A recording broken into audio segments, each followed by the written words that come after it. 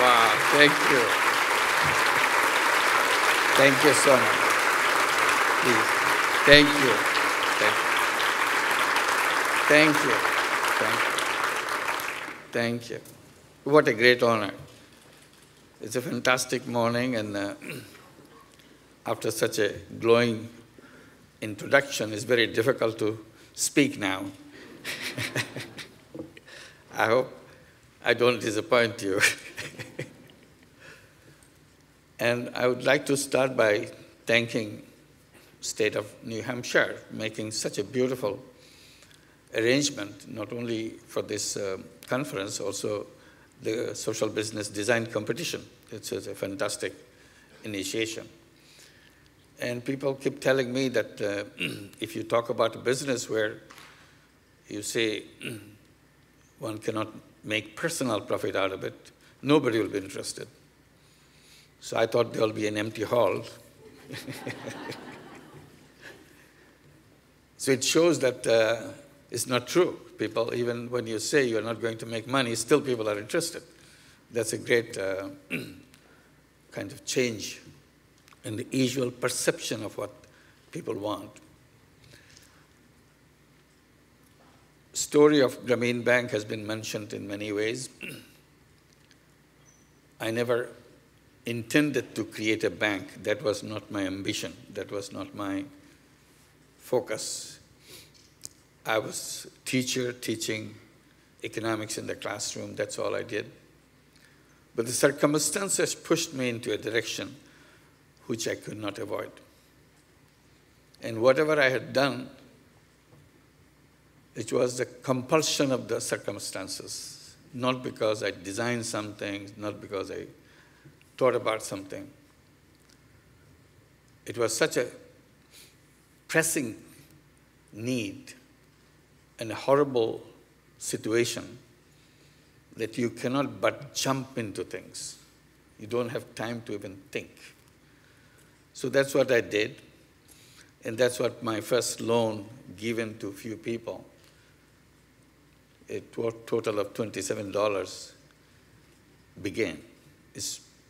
I was not thinking about starting a bank or a loan program or anything, just to protect them from the loan sharks. I gave the money from my pocket. They said, you don't have to go to loan shark. And that was the beginning. And people started coming more and more. So I kept giving it from my pocket. But soon I thought I will not be able to feel the need of all the people who were coming to me. So I tried to negotiate things with the bank, local bank, which is located in the campus. They refused. They said, nobody ever heard of lending money to poor people. It's impossible. It's a crazy thing to do. The more they argued, the more I became convinced that that's what we should do. So ultimately, after several months of running around in the entire banking hierarchy to persuade people, seeing no way I can open the door of the bank, so I offered myself as a guarantor. I said, I'll be a guarantor. I give my personal guarantee. And if people don't pay you back, I'll pay you back.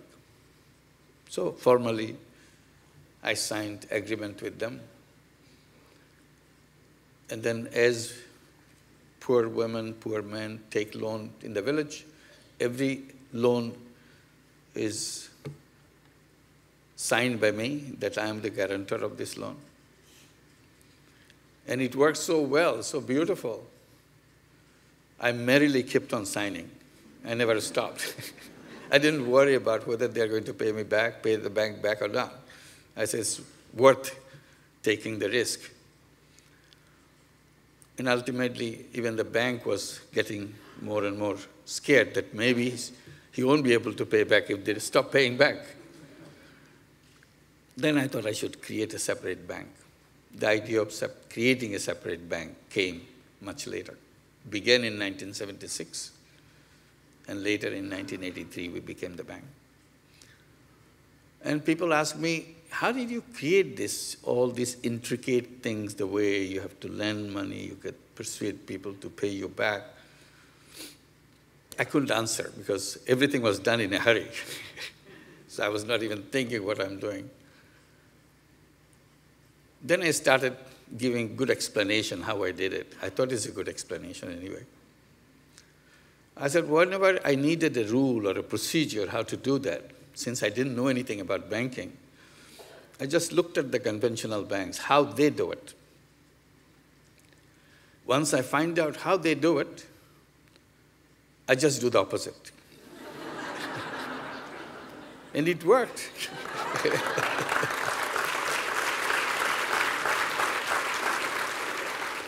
First of all, they go to the rich.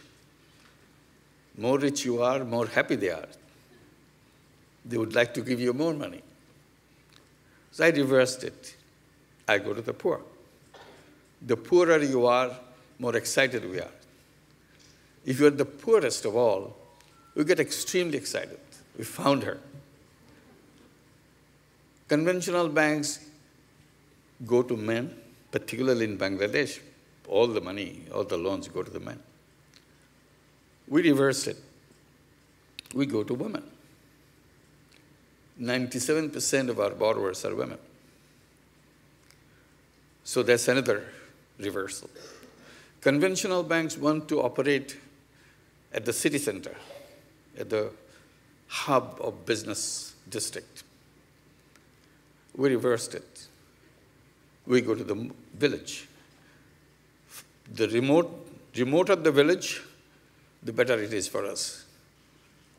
Even today, after 37 years, we still do not work in any city, any town in Bangladesh.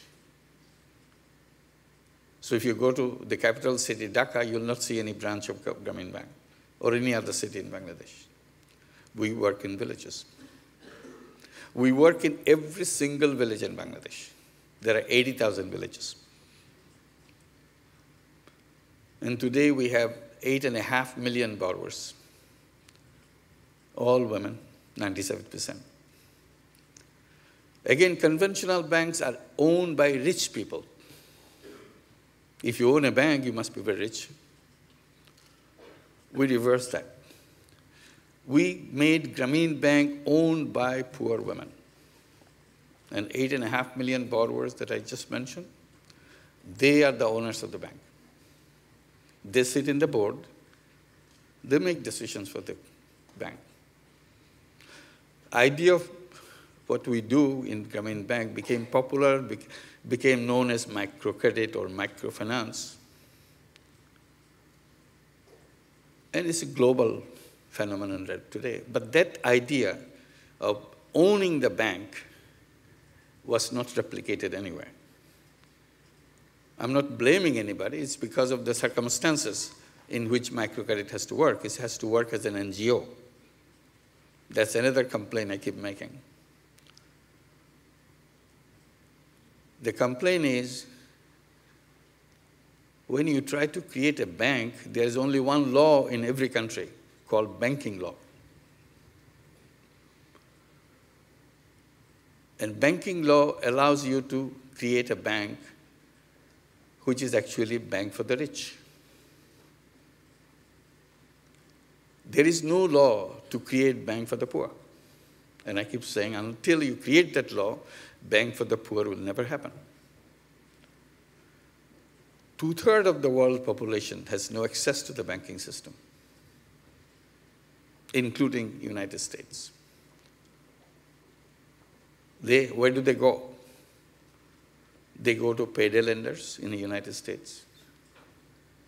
And payday lenders' interest rate is 100%, 500%, 1,000%, 2,000%, and more. But nobody is interested to create a bank for them because law doesn't permit.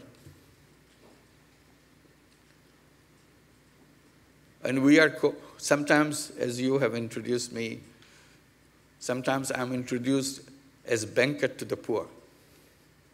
I said, I'm glad I'm not introduced as a banker. And I raised the question, if there was another person who comes from the banking community is introduced as a banker, will it be a correct introduction? I said, no, it won't be a correct introduction. Because if you call me a banker, you immediately understand that it will not be a correct introduction for me. And the banker to the poor is the right introduction.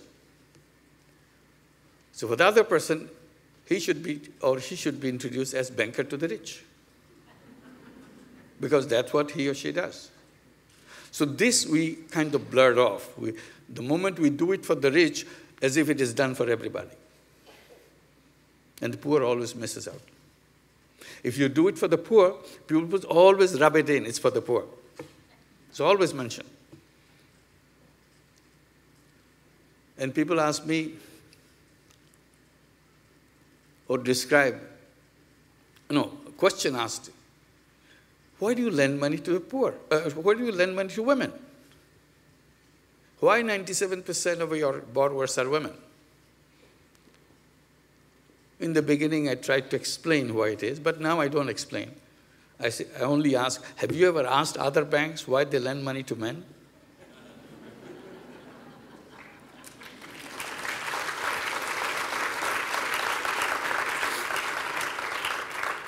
Now, I was explaining the difference between what Grameen Bank and conventional bank is, how I reversed it. Conventional banks require collateral. You have to have something before they will lend you something. And you have to sign up all kinds of pieces of paper that in case you fail, bank will grab everything you got. That's the standard. We got rid of it. We said we don't need anything. We don't need any papers. We don't need any property. Because poor people have nothing. If you start with the assumption of property, then you're not going to the poor people. So we started with the assumption that the person doesn't have anything. So we don't have any collateral. How do you lend money to people who do not have anything? What is the link? We say it's a trust. We trust them, they trust us. It's a relationship of trust. That's what makes Grameen Bank or microcredit so different from the conventional banks. We can go anywhere, anytime, anybody. We have no problem. And the funny thing is it works. Everybody says, oh, it will never work.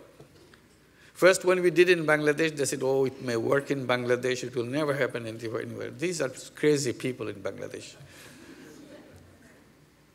Now it works globally. We were invited to do it in New York City because there's always controversy. It cannot be done in the United States. My friend Ron and Mary, they are here someplace. Can you raise hands? Ron Grzelczynski and Mary Houghton. Oh, right here, right there. Yeah. They tried in Chicago. So it's not something that it was never done. It's done, but it didn't work out the way they wanted to do it. So they said, oh, see, even Ron and Mary couldn't do it. They run the South Shore Bank in Chicago. If they couldn't do it, nobody else can do it. I said, no, it's not a question of nobody can do it. It's a question of doing it in the way we tried to organize it in Bangladesh. So after a lot of these debates, finally somebody got a little upset and said, why didn't you go and do it for us? Show it. You keep saying that it can be done. I said, I'll do it. If you give me the money, I'll go and do it. So that was done. Somebody offered the money. So here is the money. You can lend this money to people here. It started in New York City. So in January of 2008, we started a program called Grameen America in New York City. Today, we have 6 branches in New York City. We have over 13,000 borrowers, all women, 100% women. Repayment is nearly 100%. It's 99.4%. No collateral, nothing. And the loan duration is 6 months. So you can see how many 6 months they have done. Still, they kept this near 100% repayment record in New York City, in all the difficult neighborhoods of New York City. So many people from other cities became excited. They said, why don't you come and do it for us in our city? So we went to Omaha, Nebraska. It works very well. It's running for the last 4 years. We work in Indianapolis, another branch, Los Angeles, San Francisco, Charlotte, North Carolina. Everywhere the same result. Total, we have lent out over $102 million already. And we had nothing to regret. And even a movie has been made out of, as a full-length movie on what is being done as a microcredit in New York City. So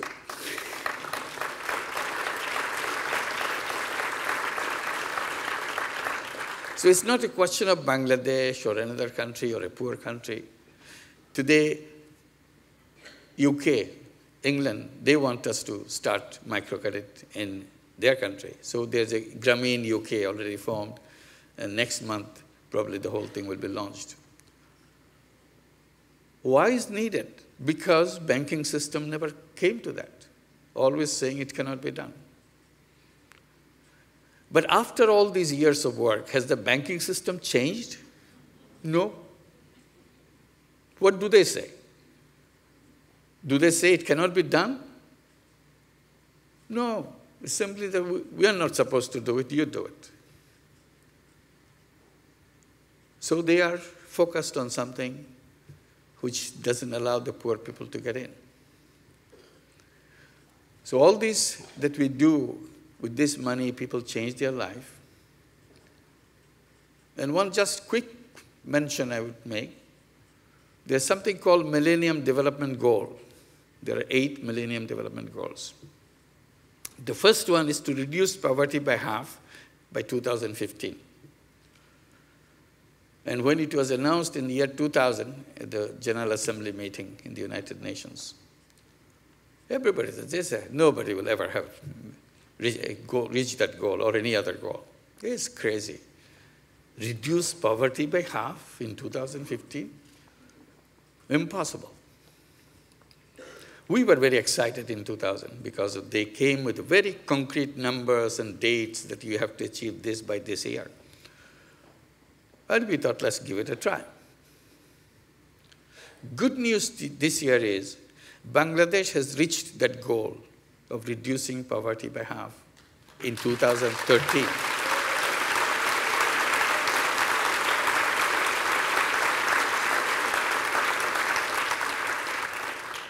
Two and a half years before the termination date. So it can happen. We keep saying that we must reduce poverty or bring poverty to zero in Bangladesh by 2030. So that in Bangladesh, you cannot find one single person who could be called a poor person. And then I said we should build a museum so that next generation who would like to know about poverty, since they won't find it, will lead them to the museum to see what it used to be. I'm very lucky this year, United Nations have declared 2030 is to eliminate extreme poverty by that date. And World Bank has declared that too for the whole world. It's possible. It's not something pipe dream or something like that. If you put our mind into it, it will happen. Sometimes I describe a poor person by saying it's similar to bonsai tree. You take the seed of the tallest tree in the forest, and a good seed, and put it in a flower pot.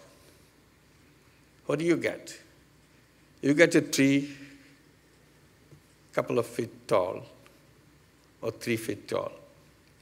It doesn't grow as tall as that tall tree in the forest. You wonder, what's wrong with this tree? Why doesn't it grow like the one we saw? Is something wrong with the seed? No, we certified that we did the best seed, we picked the best seed and put it there. So it's not the fault of the seed, it's the fault of us who put it in a flower pot. We didn't give the space, we didn't give the soil to grow. That's why it grew only this big, and we call it, in a very endearing term, bonsai. I said, poor people are bonsai people. There's nothing wrong with the seed. Simply, society never gave them the space to grow as tall as anybody else. They have the same creative power. They are packed with same potential as any human being can. Then where did the society go wrong? Like, we build wrong institutions. Take the case of banking. Why couldn't you make a bank which is inclusive bank? Nobody is rejected from it. Street beggars can come and borrow from you. We lend money to beggars in Bangladesh. Nobody is denied. We never say, oh, he's a beggar or she's a beggar. We enthusiastically go ahead and lend the money to the beggar. And encourage them to carry some merchandise to sell. As you go from house to house begging, why don't you carry something with you so that you can also sell? Some cookies, some candies, some fruits, whatever. And we make it sound very simple. You are going there anyway. This is not extra work for you. And people love that. The Joint Government Bank took loan, $10 loan, $15 loan. And today, they are becoming door-to-door salesperson. Forget about begging, because people love the service they provide. So that's the problem. We create an institution in a wrong way and say this is the only way. This is not the only way. We are simply not opening up and create a situation where everybody can come. And after Grameen and microcredit being all over the world, you cannot say banking cannot be done. We do more tougher banking than anybody else. But it gets done. And people change their life. And a good example is Bangladesh already has crossed that line,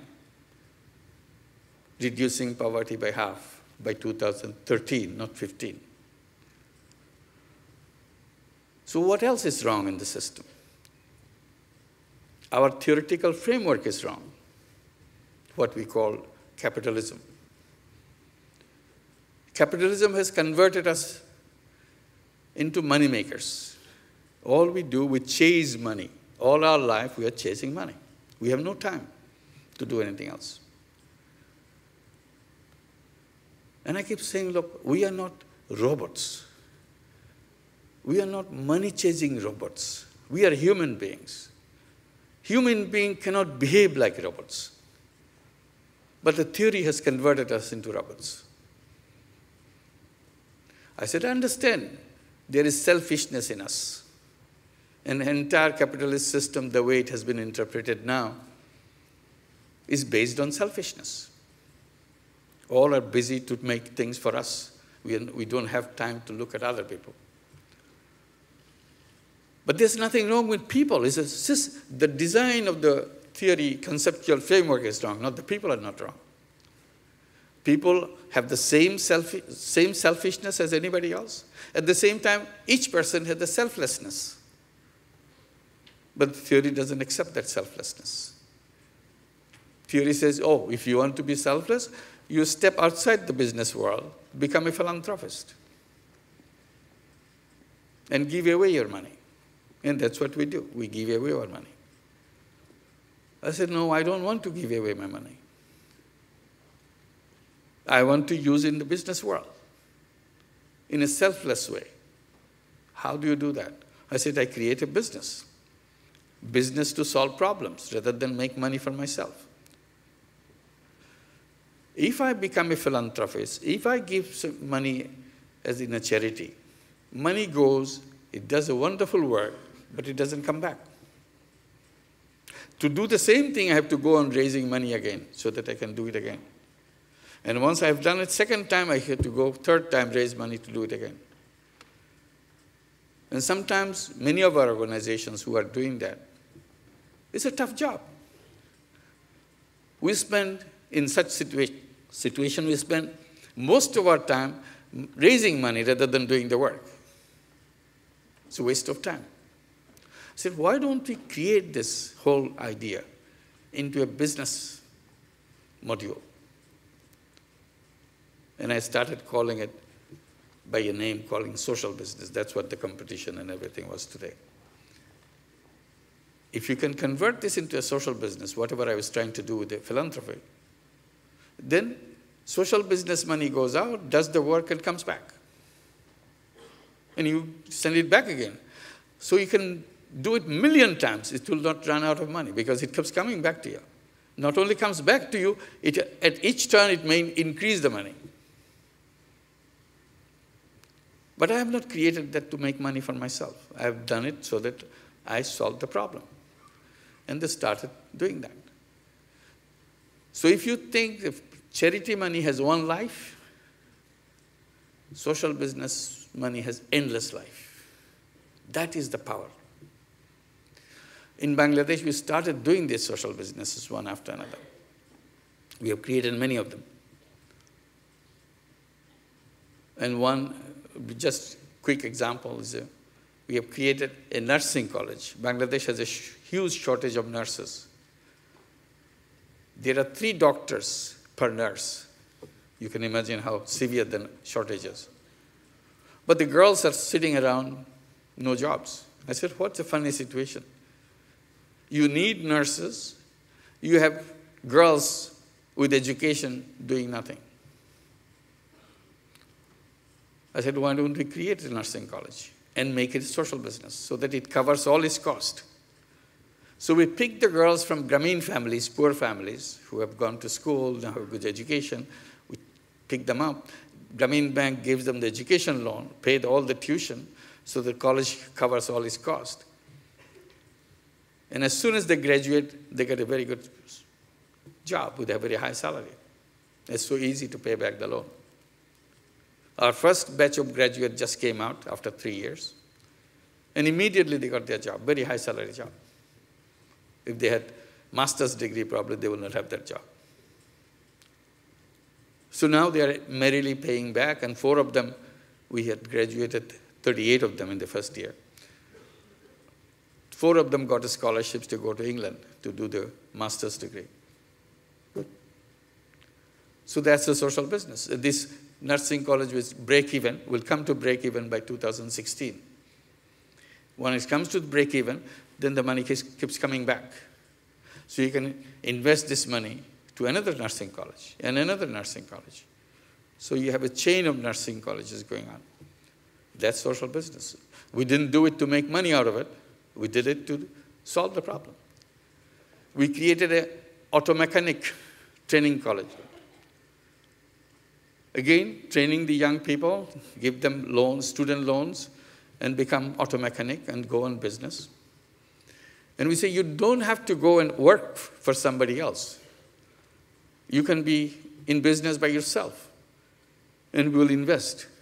We'll become your partner as a social business partner. You can pay us back the whatever money we gave you, and you'll be on your own. Our job is to launch you into business. That's our social business. So now the idea is spreading in other countries. Many countries are involved.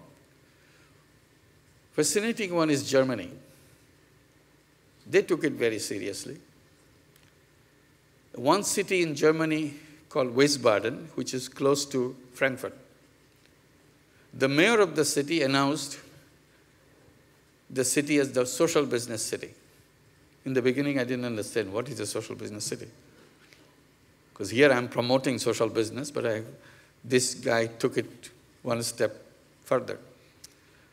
So we sat down. He said, it's very simple. The idea clicks me so well, what you said. And I thought about my problem. As a mayor, I have to take care of all the problem of my city, which is one of the richest cities in Germany. My city is full of unemployed people, single mothers, old people, criminals and immigrants, and all kinds of things. And my budget, Wiesbaden, city of Wiesbaden, my budget is over 1 billion euro per year. And more than half of the budget, more than €500 million, is spent in transfer payments, writing checks for everybody.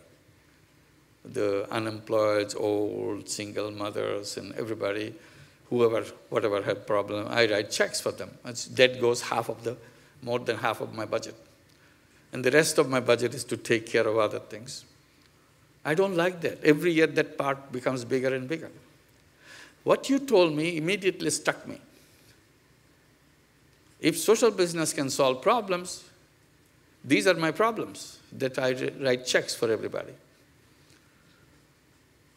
Can social business solve that? So I thought, why not? So I convened a meeting of all the businesses in my city. I have 3,652 businesses in my city. I told all the business owners, look, this is called social business, and I would invite you to create a tiny little social business along with your conventional business. Just tiny little. Take care of 3, 4 unemployed people, create a social business so that they can find their own income in that social business. This will not hurt your regular business. But if you do that, 3 people or 4 people that you have taken care of, I don't have to write checks for them. And you take care of single mothers, 2, 3, 4, 5, 10, whatever number you can, by creating a social business. It's not a giving away money. Your money will come back to you. But in the meantime, you created a business so that these women will be very happy that now they have something to do. So I liked that idea. I said, yes, that makes sense. Now he's going very strongly campaigning for this, inviting people, compete with each other, who can do what kind of social business and so on. We were invited in Albania, another European country, to do social business. So we created our usual social business fund. We start with a fund so that we can excite everybody, say, come up with ideas, we have the money. If you have a good proposal, good project, we'll invest in your project. We will be your angel investor. And if the project works out, I'll get my money back. That's it. And you have a project, you have a company running. So we start with a fund, and we create a social business incubation company to promote this idea among the people, among the students, young people, businesses, and so on.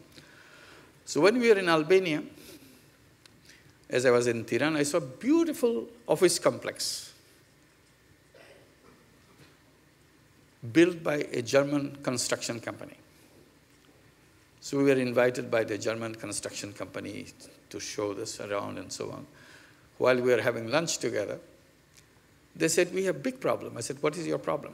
Our problem is we had to bring all the plumbers, all the technicians, all the electricians from Germany to build this building. Now it's all done, it's finished. So we are going back. We are handing over this complex to the government of Albania. And our plumbers and technicians and electricians, they are also going back. Our worry, they said, our worry is who is going to maintain this complex. If you don't have plumbers, electricians, this will crumble very soon. So I suggested, why don't you start a vocational training school to train the plumbers and technicians and electricians and so on. Bring your German instructors, bring your all the equipments from there, and create these young people in Albania as good as German plumbers and electricians. These are no different people, the same people. So if you give them the training, they will be as good as your German technician. They liked it. I said, this will be a social business. You don't want to do it for money. You don't want to because you feel that this is it, something needs to be done. So now that college is about to begin in Albania, and I was told in Tirana that whenever you have 100 people in the room anywhere in Albania, you'll get at least 50 lawyers in that group, but not a single plumber, not a single electrician. So this is, and our young people are looking for jobs. We have high unemployment, but they can't go to Europe because we are part of Europe. They can't find a job in Europe either because they have unemployment problem too. So going back to the theoretical framework, why can't we add this social business into the theoretical framework? So there will be two kinds of business in our theory. One business to make money, one business to solve problems. When business gets involved in solving problems, no problem can remain unsolved. Because all the technology that the world has today, and it's growing every day, every moment, it's expanding in a huge, huge speed. Who controls this technology? Business controls this technology. What kind of use you make of this technology?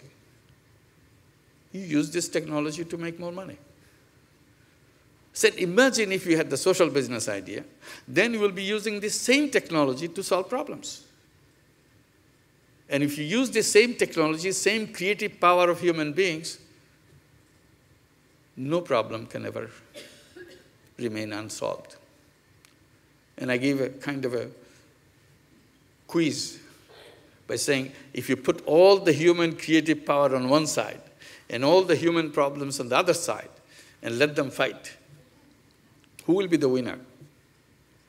I said, my answer is very clear. Human creative power will always be the winner. But then why do we have all the problems? Because we are not using this creative power to solve problems. We said government should do it. We are busy making money. Government doesn't have technology. Government doesn't have creative power. It's all with the citizens, the people who are independent, who can think things without the bureaucratic way. That's what solves problem. So once we put this into the framework, then the whole world changes. Because as a young person, as you grow up, you learn in economics that there are two kinds of business. And you have to figure out which business you should go for as a person. Should I go for a money-making company? I will work for a money-making company. Or should I work for a social business company? It's a natural choice. And then you decide, or should I mix it? I will do some part in social business, some time in profit-making business. Or I should start a social business, or I start a profit-making business, whatever you want to do. Today, there is no option. And that's why I say we converted ourselves into robots, because we have no option. This one gives option. I'm not saying everybody has to do this. I said, at least I have a choice. And capitalism is about choice. But here, it doesn't give us a choice. So I'm bringing that choice. So today, the idea is spreading, as I said, in Albania, in Germany I mentioned. We ourselves directly are involved in 7 countries right now.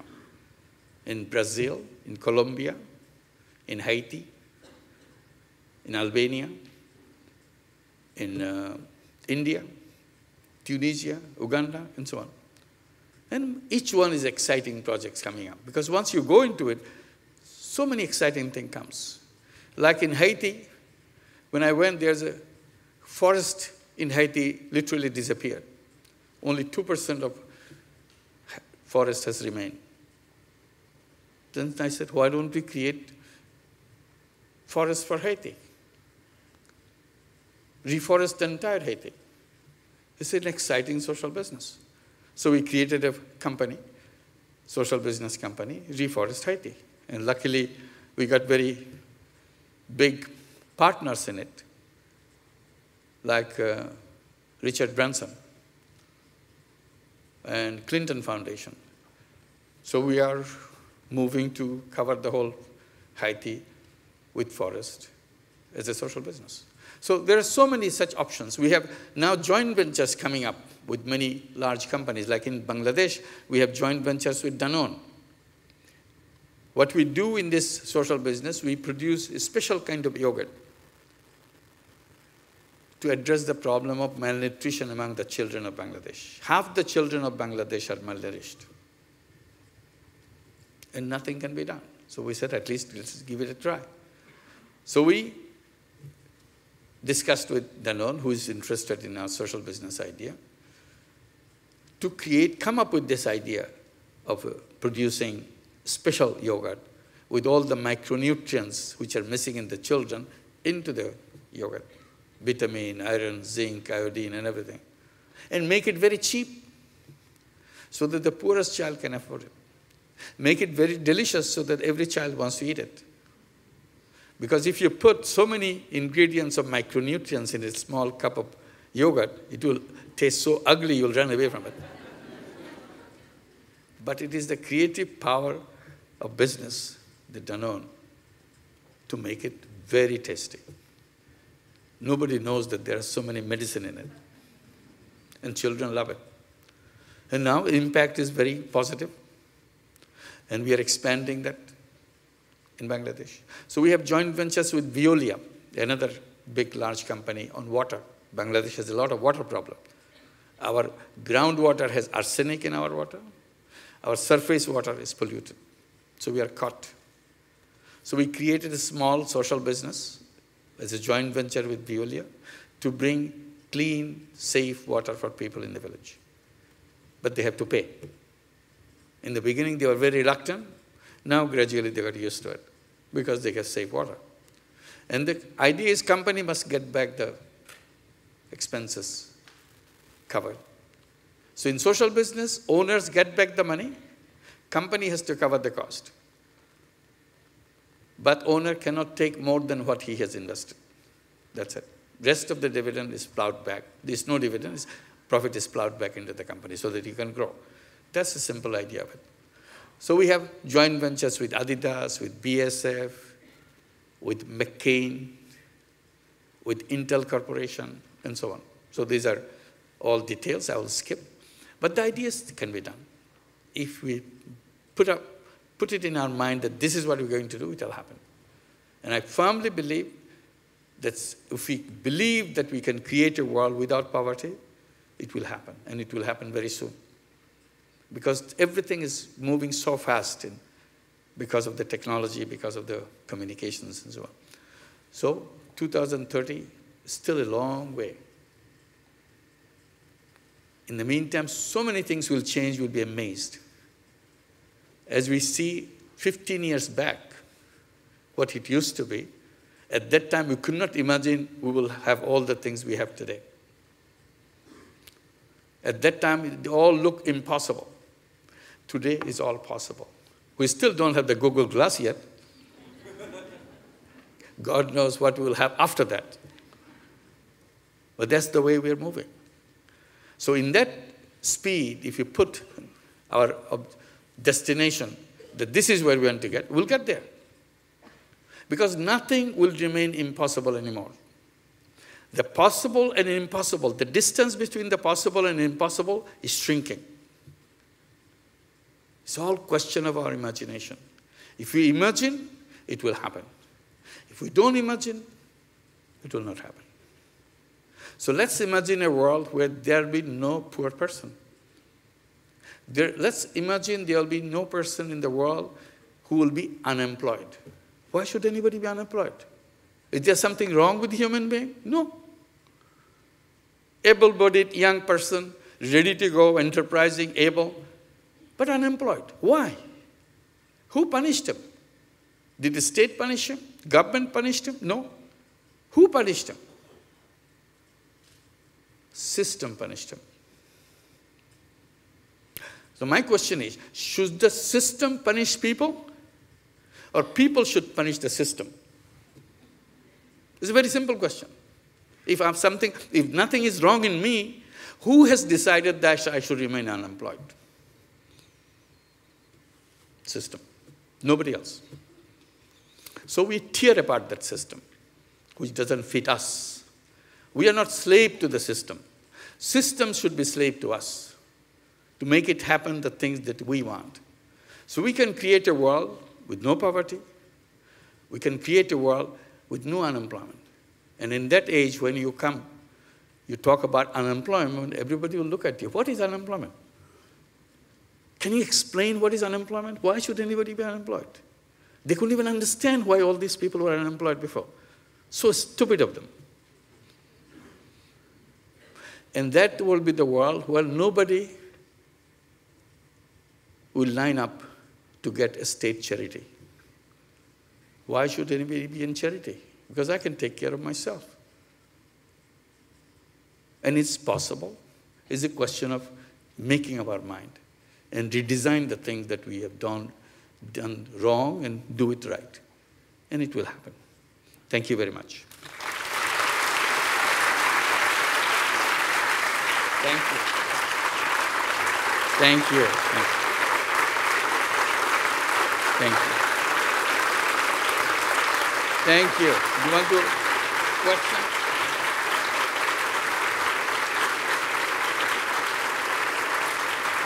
Did you want to have questions? Thank you. We'll have a limited number of questions, so if you please quickly write down your question on a piece of paper and give it to the volunteers, they'll bring it to me, and then Professor Yunus will answer those questions. So we'll give you about a minute to write the questions. In the meantime, we could work with one or two questions. Yeah, and whoever writes fast, you can bring it to me, and we'll start with that one. Okay, good.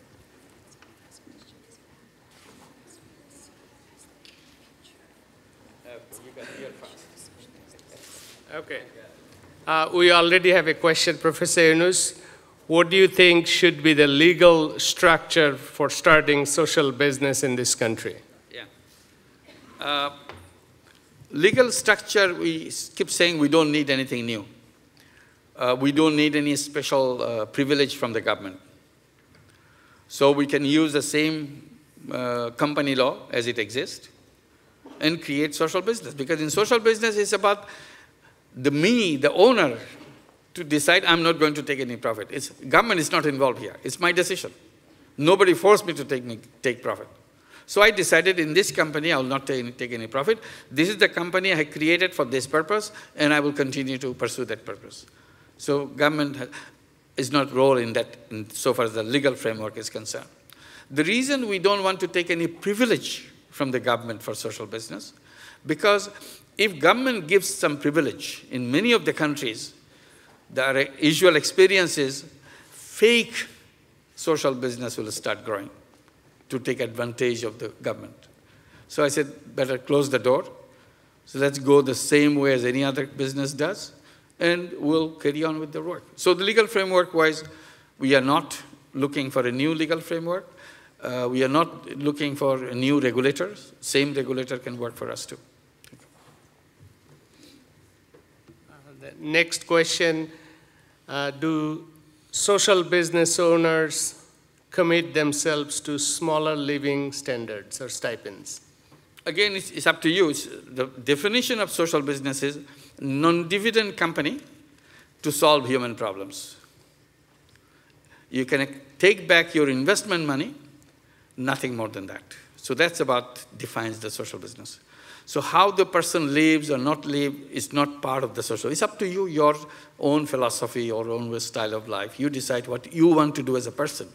But the business is social business, provided you decided not to take any dividend beyond your own investment money, and it is dedicated to solve a human problem, like the problem that we discussed about single mother, unemployment, poverty, healthcare, and so on and so forth.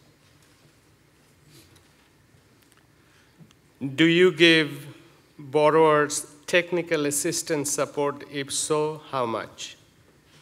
This, I think, comes from the microcredit part of it. In microcredit, we try to stay away from giving additional service through the bank window. What we do, we create separate companies. Like we have created healthcare companies to provide healthcare to microcredit borrowers. In New York City, we have the microcredit program, as I explained to you, with 13,000 borrowers right there in New York City. In total, in the USA, we have 19,000 borrowers, combining all the cities. But in New York, there are 13,000. So we have now started, two information I should share with you. Our first branch in New York City, Jackson Heights branch, has come to the break-even point, which is a great celebration that a branch which runs as a microcredit program, charges 15% interest in a declining basis, can cover all its cost and create surplus. So we have reached that point in Jackson Heights branch. This is our first branch, and gradually other branch will hit that point too. We have created a whole new company called Grameen Prima Care to provide primary health care to the borrowers of Grameen Bank. It's a separate company as a social business, because these are the people who are not even covered by Obamacare. There are 23 million people still left who are not covered by Obamacare. So it's an improvement, but still there are people who are left behind. So we people who borrow from us belong to that category of borrowers, people. So we are creating a whole new primary healthcare program attached to a tertiary program, secondary program, so that we can take them to right places. Because today, they don't know. They appear only as a emergency room care, which people pay no attention whatsoever. So we want to give them a good community-type healthcare system. Each one is connected with each one else. So collectively, we protect our own healthcare, and we have healthcare coach to help them into preventive way of protecting themselves. So we have created those things as a separate things, rather than so that each one is independent, each one is a social business, is a sustainable business. We don't want to burden the microcredit with lots of other responsibilities and hike up the price, and people have to pay. So people should have choice whether they want this or want this or want this and this, and so on. Do you believe anyone can do what you did? Anyone can do what I did. Is it something terribly complicated? Nothing. Each one, what I say, anybody can do. And people are going around doing that. Not every social business I do, not every microcredit I do. People are doing that. And when I started in New York City, all I did, send someone from Bangladesh to do it there so that he knows I don't have to explain to him. And he did it. And now it's expanding in New York and other cities also. So people figure it out. Once you make up your mind, this is not a rocket science. To create a business to employ 3 people, is it a rocket science? It is not. So why don't I create a business to employ 3 people, at least 3 people? With the intention of not making myself rich out of it, but to make sure these 3 people have decent jobs. And business runs by itself. It doesn't depend on me anymore. I have created it, it runs it, I own it, I got my money back, still it runs it, still I own it. It is not a rocket science. Anybody can do that. And if I can take care of 3 unemployed people, anybody can do it 3 or 4 or 10 unemployed people. Another social business idea, if I want to take 5 people on welfare, out of welfare, by creating opportunities for them in a business way, so that they no longer have to belong to the welfare list. They are out of it, and they have decent life. That's all I have to do. I don't have to solve the whole mega problem of welfare. If I can solve the problem of 5 people, 10 people, the problem is solved, because you created the seed. Once the seed is created, plantation is easy. It will happen. This question has 2 parts. What is the role of philanthropy in social business? Do you think philanthropy will be replaced by social business? It doesn't have to be replaced. Philanthropy has a place and time, so you do not ignore it. But what I go around telling people involved in foundations, philanthropies, and so on, to try out, set up, say, 10% of their money, create a social business fund, and encourage people to come up with creative ideas so that you can invest the money, and that fund will sustain itself. It will continue. Because the rest of the fund, if you have no infusion of new money, will exhaust. But this money will continue. If you like this one better than what you did before, you can, from 10%, you can make it 15%, whatever amount you want. But make a start by isolating, taking off a chunk of it, say 10% of that money, which will be devoted in social business. And then experiment with it, find out whether it fulfills the objective of your foundation. Because after all, you have an objective why you created the foundation. And these are the objectives you have, problem solving and so on and so forth, if it does better. And also talk to the government when they give the international aid, foreign aid. I said, can you take 10% of your foreign aid money in each country, whatever you do, to go into social business, so that local people, local businesses become excited about it and start creating companies to solve the problem you're trying to solve it through the government and through grants and so on. Now, and this money will come back to that fund. Each year you'll put new money, so this fund will become bigger and bigger, and more people will have better and better ideas how to solve this problem. So if you are successful in 10% of your money, you can increase your money if you wish. It's up to you, but this is an option. So all the grant facilities, all the foundation facilities can try out as a separate unit. This is our social business unit. Thank you. In the US, the cost of higher education is extremely high. Do you have any suggestion how this could be restructured so that poor people can have better access to higher education? First of all, this is a problem. So if there is a problem, there is a social business. So you figure it out how to do that. That's a My way of looking at it is like this. I said, we are in the beginning of a completely new world right now. So we don't have to think in an old-fashioned way. Education is old-fashioned. It needs a new fashion, new redesigning, because technology will make it happen. We don't need to have Harvards and Berkeleys and Cambridges and Oxfords and you name it. We can have one Harvard for the whole world, because the same teacher can teach the whole world. It's all a question of how you apply that technology. So that I become a student. I'm in a remote village in Bangladesh, but I study in Harvard.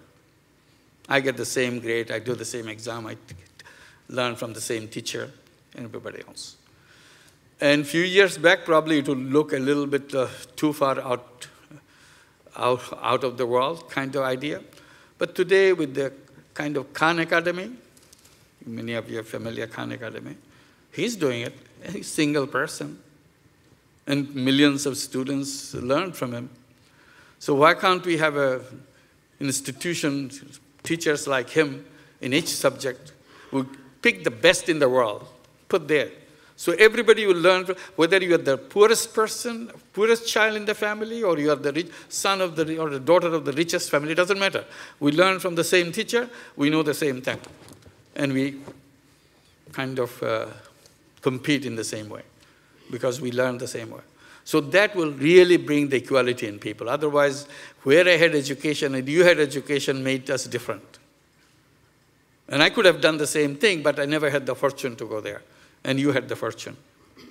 So we became different. So why can't we go to the same school? The whole world goes to the same school. Today, one of the positions that I've been trying to promote and trying to bring it up, nobody in the world should be illiterate in this world. Mobile phone can solve this problem.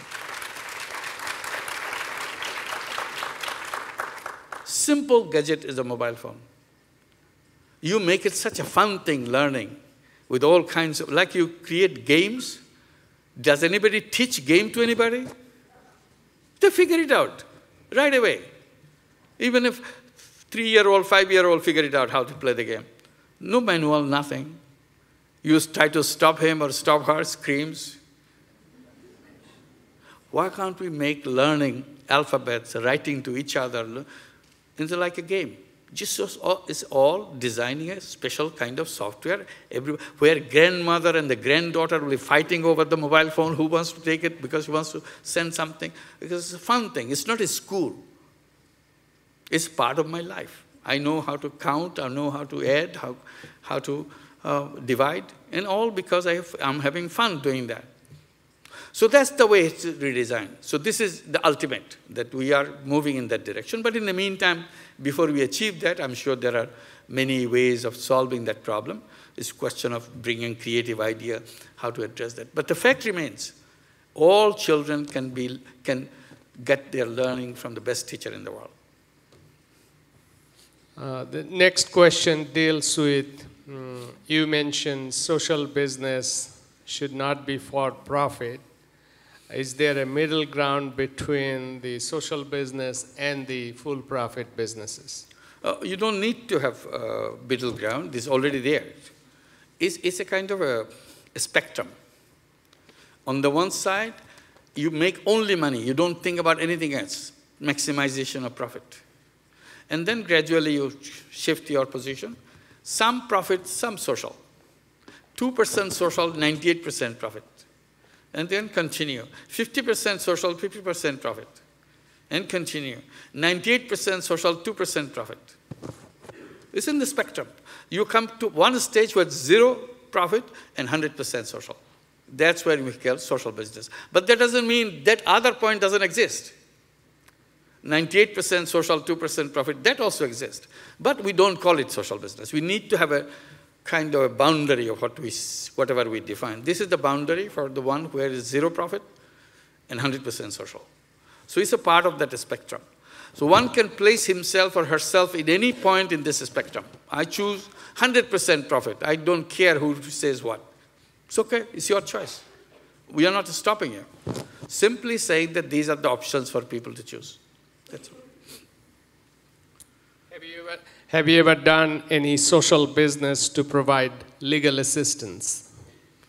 No, we don't have it, but this is another area that is a very rich area. It's not only legal assistance, also providing technological support, because one of the big problems in many countries like Bangladesh, land documents, any ownership documents, it has to be registered with the government offices and so on, transferring ownership from one to another. A very complicated process.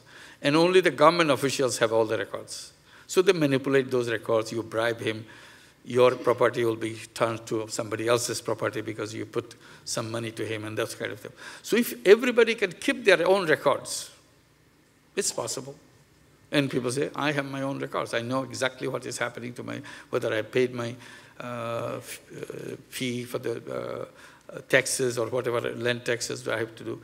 This is a property management is a very important thing. If you can provide that service, legal service is a much wider thing, just saying the property management service, that will be great. So many things can be done. It's a question of somebody to design it and getting involved. In India, there are some NGOs who are doing that, providing documents for your property rights. You can enter the main server and get all your documents printed out to the people who need that and keep it as a printed document. At the same time, they have it in the computer too.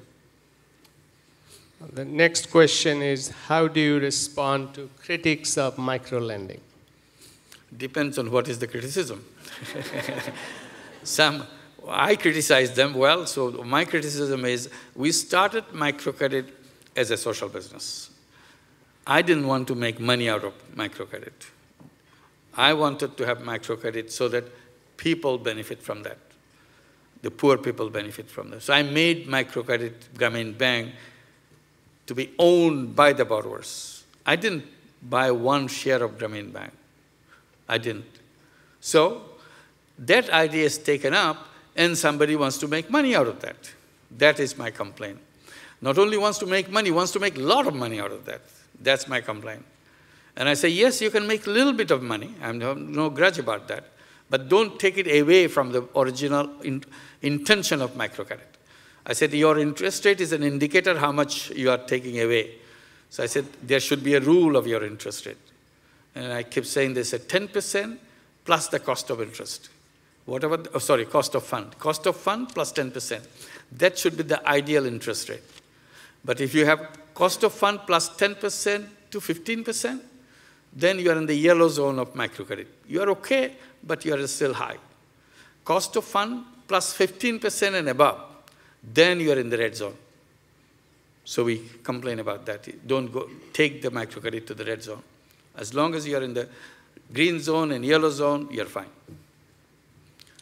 There are many others probably say that one popular one, microcredit has not changed anybody anything.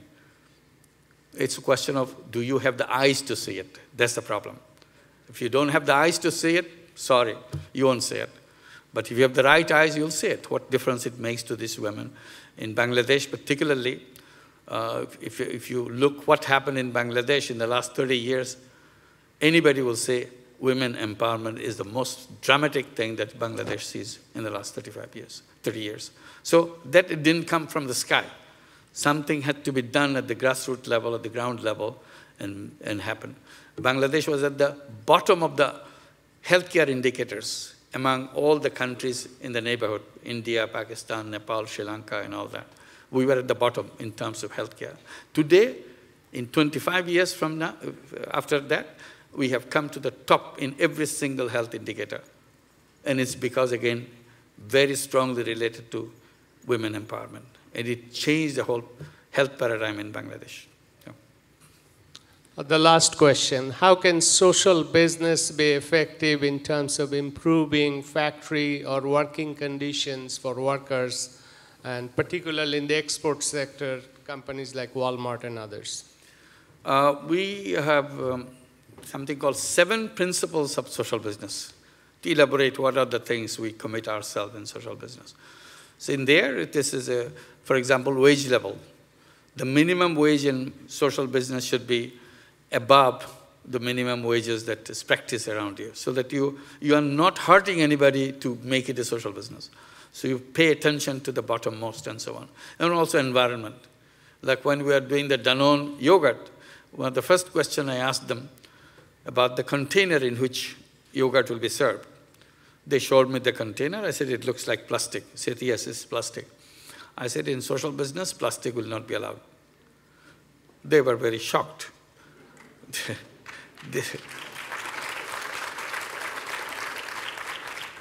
They said, all over the world we use plastic. I said, all over the world you are a money-making company. But here in Bangladesh, you are a social business. So all your decision has to be seen in that light. So they were unhappy, then say, what kind of material you want for this, to replace plastic? I said, simple, biodegradable material. So we said, we don't know anything biodegradable. I said, find out, you'll find out. So they worked for 4 months. After 4 months, the team came back to Bangladesh, very excited, they found something biodegradable. They showed me, looks exactly like the plastic and so on. I said, what is this material? I said, it is cornstarch. I said, now where did you find it? We found it in China.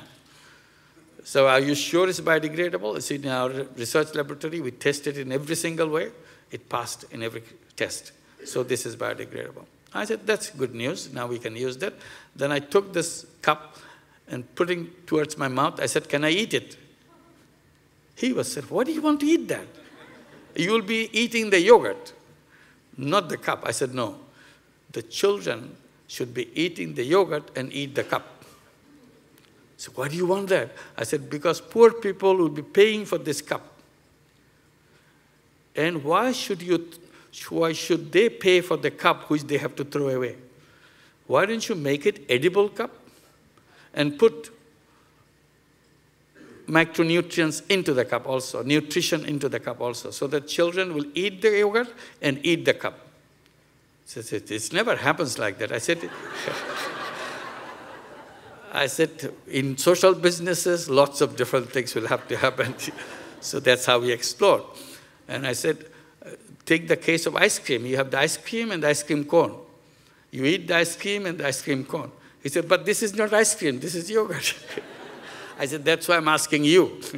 Otherwise, I would have my own solution. I don't have the solution. You have the research facility. Your scientists should find it out.